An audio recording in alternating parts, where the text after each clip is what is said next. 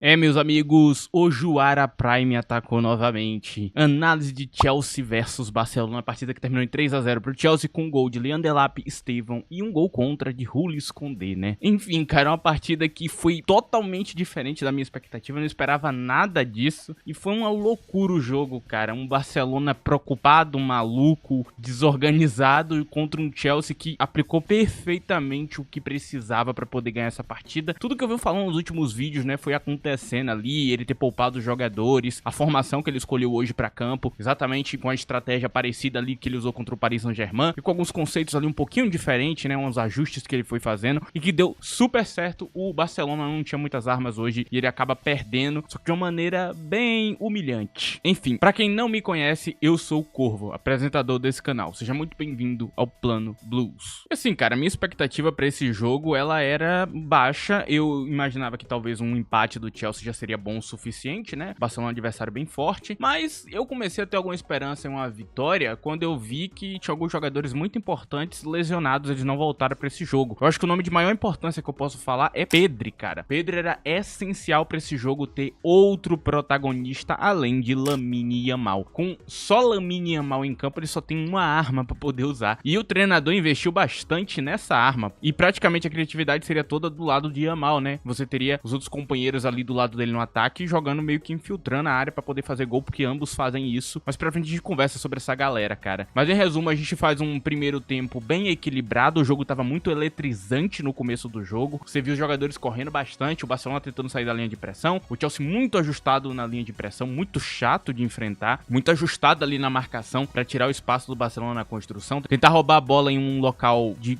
vantagem, né, que você pudesse gerar uma jogada interessante ali. Tava funcionando muito bem, então o Chelsea estava conseguindo incomodar bastante usando o sistema de pressão. Talvez seja o maior elogio que dê pra fazer esse treinador, porque ele, dos treinadores guardiolistas até aqui, tem tido muito êxito no sistema de pressão, seja em modificar ele jogo a jogo, ou até mesmo em executar ele muito bem. Talvez porque o time do Chelsea seja muito físico, a gente tenha bons jogadores pra fazer isso, né? Talvez não seja nem sequer o treinador, mas a mistura desses jogadores. Então a nossa pressão é muito boa. O nosso teórico meio atacante, né, é um volante e pressiona muito bem também. Então Enzo Fernandes ali perto da área enche muito o saco, cara, é muito difícil de lidar. Então a gente tem um sistema de pressão muito competente. Os pontas que a gente tem também, né, são muito bons fisicamente, eles correm muito, muito rápido. Então o sistema de pressão que a gente pode trazer pra campo é muito bom. Não tem um jogador da line-up do Chelsea que eu consigo bater o olho e pensar, pô, esse aqui é ruim em sistema de pressão. Não é. E aí também o Chelsea vai com uma estratégia bem interessante pra atacar, né, já que ele não tem um camisa 9 de ofício, ele vai com um ataque mais móvel, e isso permite com que você tenha esse 9 um pouquinho mais dropado, e isso bate de frente com a linha de impedimento, porque o cara, ele não vai poder correr atrás desse jogador, né, se deslocar muito, senão ele vai deixar um buraco em campo. E também esse jogador vai partir por trás e não pela frente. Então o marcador não vai ficar afundado buscando o cara ou tentando parar o cara ali em velocidade. Quando o passe vir, esse cara vai vir correndo por trás do marcador e aparecer na cara do gol. Tem até um lance de Pedro Neto, né, que ele sai na cara do gol exatamente assim. Ele sai atrás do marcador, passa correndo ali, acho que numa diagonal, e aí ele sai na cara do gol e faz um chute horroroso que a bola vai pra lua. Mas a ideia mais ou menos era nessa casa. Eu vi gente comentando, né, que Estevão seria o 9. Eu imaginei que isso aí é uma loucura.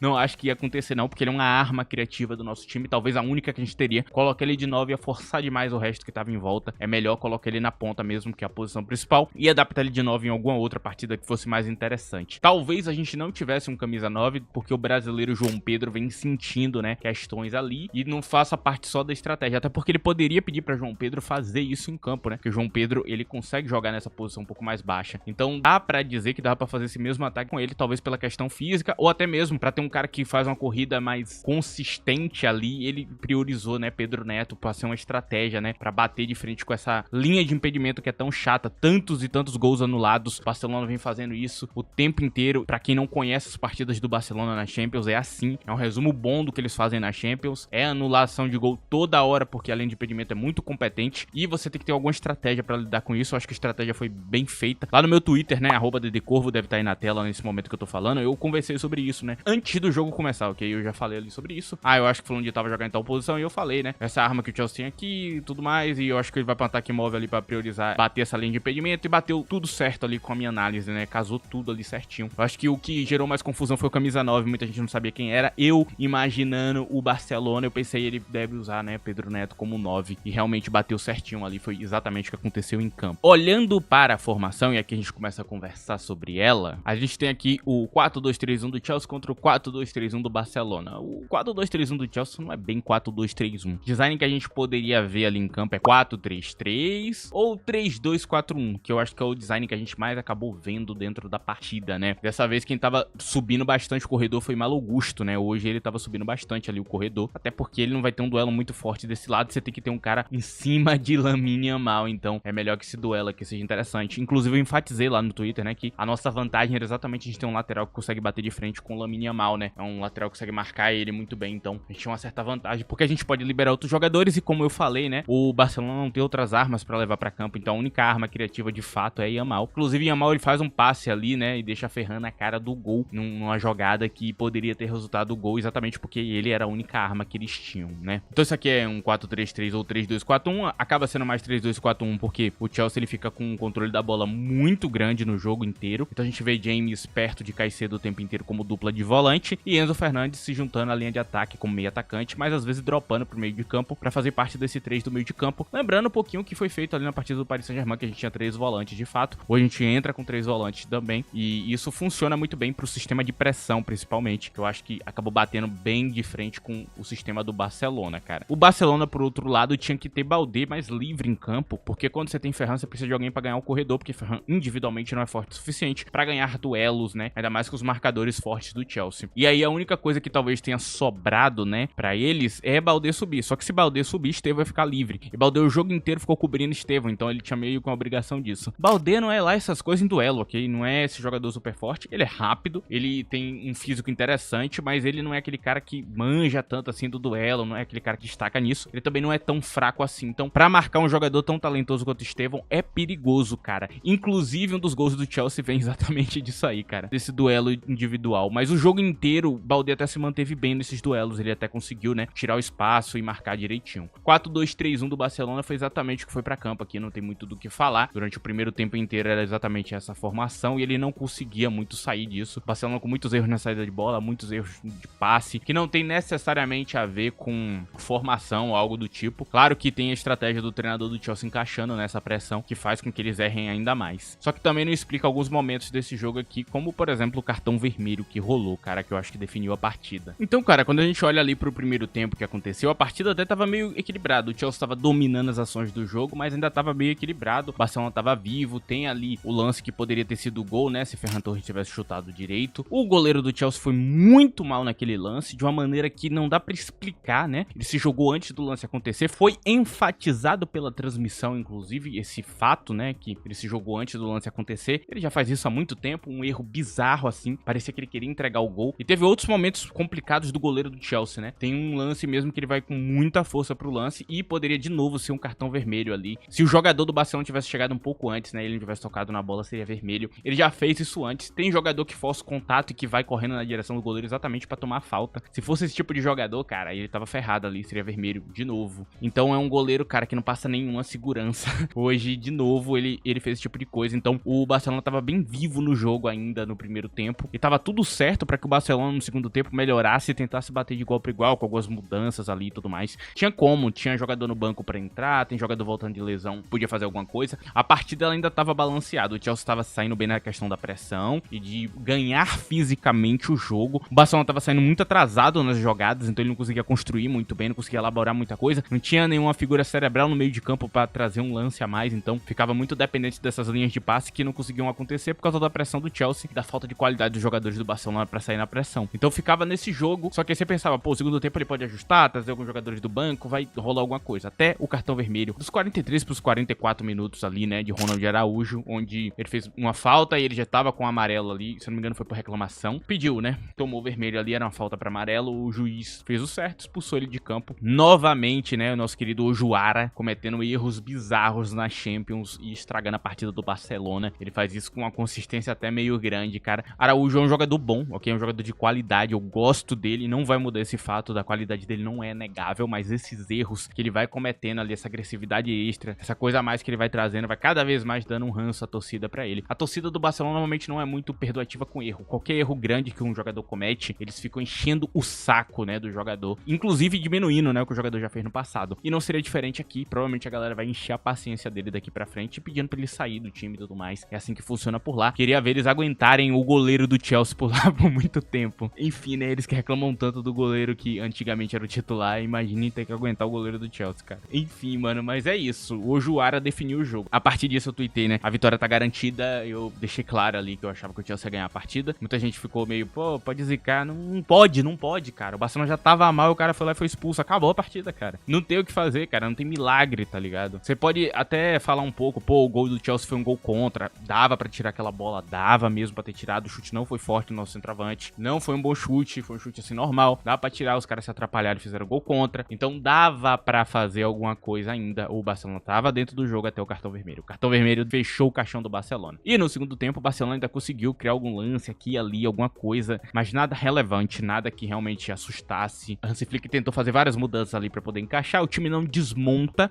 mas ele tenta ser mais ofensivo em alguns momentos e aí saem os gols do Chelsea, né? Os gols do Chelsea no segundo tempo eles vêm exatamente disso, cara. O primeiro gol foi uma cagada ali que a zaga do Barcelona fez, dava pra ter evitado. Eles se atrapalharam ali, provavelmente porque um tava muito perto do outro. E aí o chute de letra de Pedro Neto pareceu muito bom, né? Mas não foi. E aí tem o golaço de Estevão, cara, que aí começa o problema do 1v1 de Baldé pra cima dele. Baldé tenta acompanhar ele ali, mergulha, mas já foi tarde, ele mete um chutaço. O goleiro do Barcelona é muito competente defendendo, então é um goleiro que é difícil de bater, ele ainda tava no lance, mas o chute foi com muita força, alto e bem colocado, cara. Assim, um chute de camisa 10 de craque, chute bom. Teve mais uma vez ali mostrando a titularidade absoluta dele e o destaque absoluto dele desde que ele chegou. Ele tá lembrando um pouco o Cole Palmer, né? Quase como ver um Cole Palmer 2.0. Um jogador jovem que você não sabe muito bem o que esperar, tava até indo bem, mas você, pô, ele é muito novo ainda, tá começando a carreira, não ganha tantos minutos assim, quanto outros jogadores, ainda não é da seleção nacional, né? Quando ele chega no Chelsea, agora ele tá ali bem colocado, assim como o Palmer também, né? Que na seleção, quando jogou, brilhou, quando começou a ganhar oportunidade no Chelsea, começou a mostrar um protagonismo absurdo, ele tá no mesmo lugar ali. Então é como a gente vê um Palmer 2.0 acontecendo dentro do Chelsea, e agora a gente tem dois protagonistas pra poder contar numa temporada, não é só um, né? Isso é muito legal. E Estevão jogou uma partida de altíssimo nível, jogou muito bem, cara. A partida dele inteira foi perfeita, trabalhando muito bem em vários aspectos do jogo, de pressão, de marcação, tendo paciência também. Ele poderia comer pra dentro e tentar ganhar 1000 duelos em cima de Baldé pelas habilidades dele, mas ele não tentou isso, né? A gente sabe muito bem o brasileiro que tentaria fazer isso, né? Que é Vinícius Júnior. Ele tentaria esses 1000 duelos inúteis, mas não, ele trabalhou a bola, ele pensou no coletivo, pensou em realmente, né, fazer alguma coisa interessante até gerar o lance do gol. Belíssima partida dele, foi uma finalização muito boa. Aí tem o último gol, né, que é uma bola que acaba sobrando, e aí é muito porque o Barcelona tentou sair pra atacar, e acabou ficando exposto. O Delap vai lá e finaliza. Um bom gol pra ele, que precisa de confiança, né? Eu acho que é um jogador que dá pra falar ali que ele precisa ganhar um pouco mais de confiança, é um gol interessante pra ele. Foi uma boa finalização aqui, finalizou direitinho e tudo mais, mas é claro que esse gol só existiu por causa da expulsão e da bagunça que o Barcelona tava virando ali, porque o Barcelona tava perdendo 2-0, ele precisava pelo menos de um gol ali pra poder tentar um empate, e é arriscar, só que quando você arrisca, você fica muito exposto. Foi exatamente o que aconteceu, a gente consegue ali o terceiro gol e define a partida, cara. Foi mais ou menos isso aqui que acabou definindo o jogo. A gente ganha ali muito na questão da fisicalidade e pressão, parece que os nossos jogadores são muito mais fortes que os do Barcelona, acaba tendo essa vantagem nessa parte, além, né, das estratégias ali de pressão e também do ataque móvel interessante que ele trouxe pra campo, já prevendo a maldita linha de impedimento que anula tanto gol, cara. E volto a falar, é muito comum nos jogos do Barcelona, pra torcedor do Chelsea que não acompanha o Barcelona, não conhece o Barcelona, é muito comum essas anulações ali, esse impedimento toda hora. Teve gol anulado de Enzo Fernandes, por exemplo, que foi um gol bom e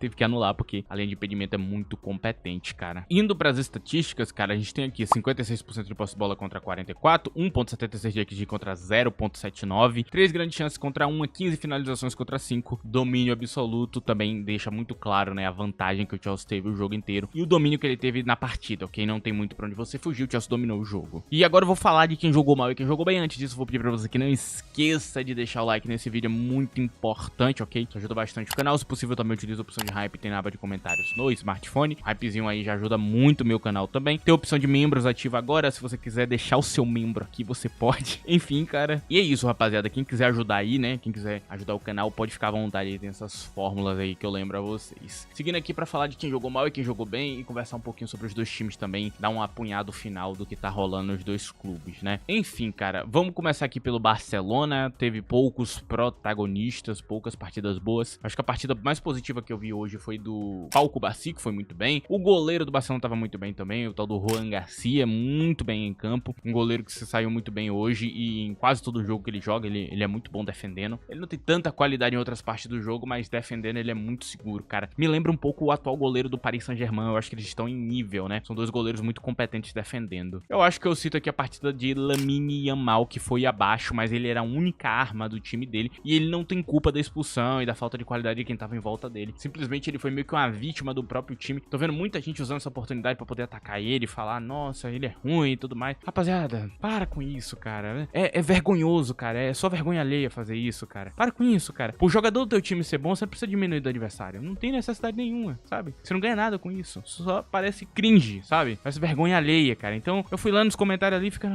pra quê? Pra que falar isso, sabe? Não vai mudar em nada, você não vai mudar a qualidade do cara. Teve gente até que falou, eu acho que ele vai sair vaiado. Eu não entendo porquê, eu não vi ele dando nenhuma provocação na mídia, ao Chelsea e tudo mais, como ele fez com o Real Madrid. Não é um jogo disso, sabe? É tipo um jogador do outro clube, é só isso, cara. Deixa ele em paz, sabe? Nosso lateral saiu muito bem. E aí você tem que ressaltar o nosso lateral e não falar, né? Que o jogador do outro lado é ruim e não presta. Porque aí faz parecer que o nosso lateral fez um jogo fácil porque o adversário dele é ruim. E não é o caso, né?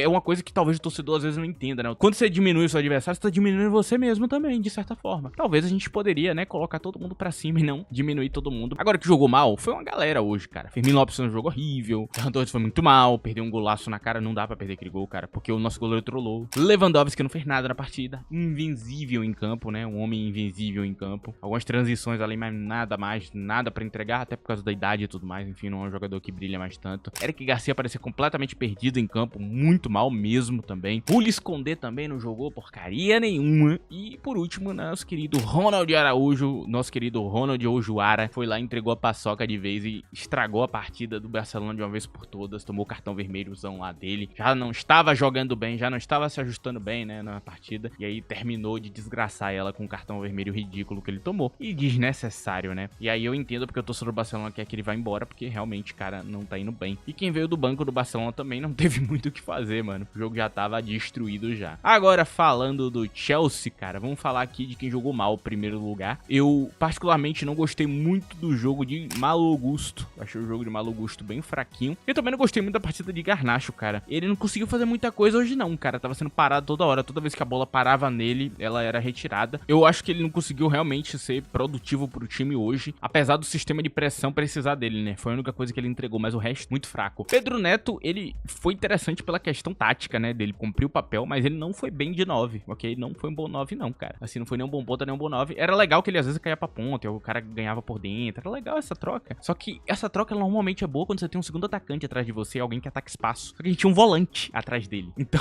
era terrível em certo ponto essa ideia, mas eu entendo lá do treinador volta a falar que a estratégia ela faz sentido, porque realmente isso aqui pode bater a linha de impedimento. E funciona em alguns momentos, só que ele jogou mal, né? Aquele chute dele mesmo que ele lançou na lua, poderia ser um gol.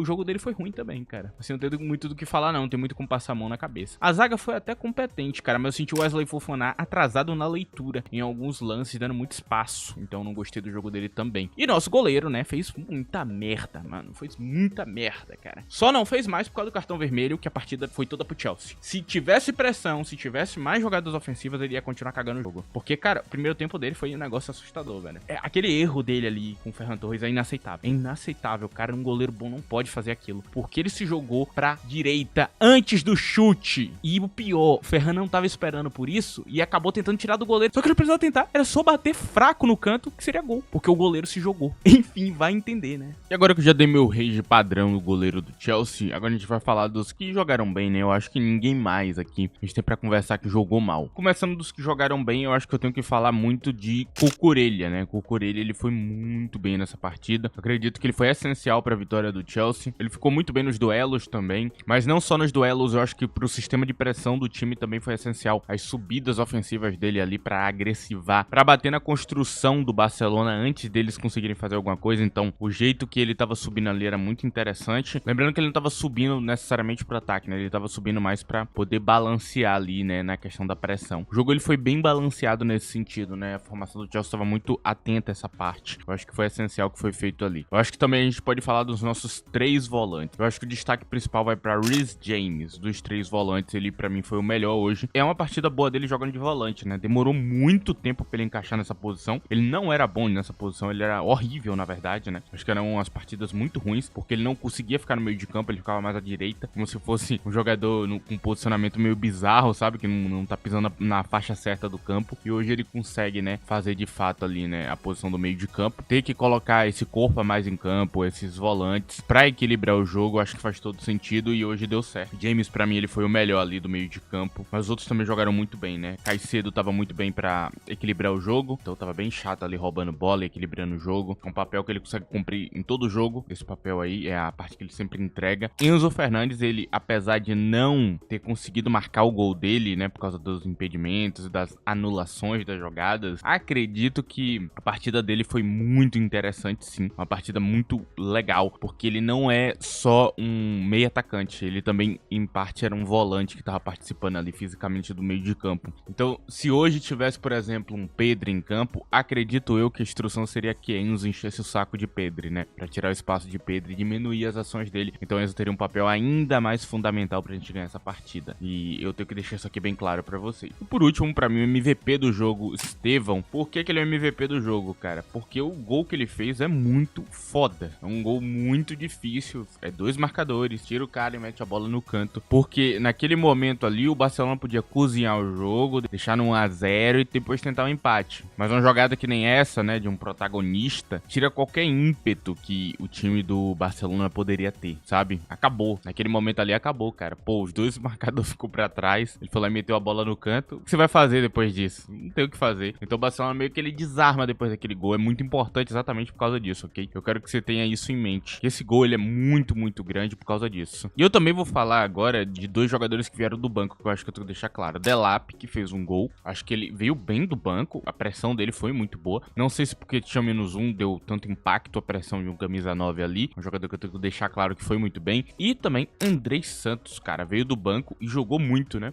Ele entra ali no segundo tempo pra jogar o segundo tempo. E sim, o meio de campo ficou muito bom com ele ali, cara. Assim, ele melhorou algo que já estava legal, ok? Então, eu quero deixar isso bem claro pra vocês que a partida de Andrei Santos é de muita qualidade vindo do banco. E não é a primeira delas. E lembrando que eu, aqui no canal, falei isso, né? Eu avisei pra vocês que Andrei iria disputar a posição com o Caicedo e Enzo Fernandes. Que ele tem nível pra isso. Muita gente discordou, né? Muita gente falou que eu tava maluco. E hoje a gente tá começando a perceber que realmente, né? Ele tá em nível com os dois. Eu não tô diminuindo os dois, eu tô aumentando o Andrei, né? Porque muita gente sempre vê desse jeito que tá diminuindo fulano de tal. Não, não tô, não. Eu só tô falando de um jogador que a gente tem que é muito bom. E a diferença, né? É o valor de mercado dele, que ele custou, que é muito menor. Então assusta a evolução de Andrei Santos, mas eu avisei, cara, o moleque tem muito talento, né? Porque no canal é uma bola cantada de muito tempo, cara. Eu venho falando de Andrei há muito tempo, né? Acho que é isso, cara. Acho que eu vou terminar por aqui, não tem muito o que falar. Chelsea foi muito bem, me surpreendeu. Eu não imaginava que a gente ia ter um jogo tão desbalanceado contra o Barcelona, onde a gente conseguia ficar em tanta vantagem, né? Me impressionou isso aqui. Eu acho que é a melhor partida da temporada, como mesmo disse o narrador, né? Acredito que é a melhor partida da temporada. A partida que talvez chame mais atenção aqui dessa temporada seja essa aqui, porque realmente a gente mostrou uma qualidade muito a mais. Enfim, cara, é isso o vídeo de hoje. Agradeço a você que ajudou o vídeo de qualquer maneira, com like, hype, compartilhamento, qualquer coisa. Muito obrigado mesmo, muito obrigado pela sua presença. Nos vemos em outro vídeo. Tchau!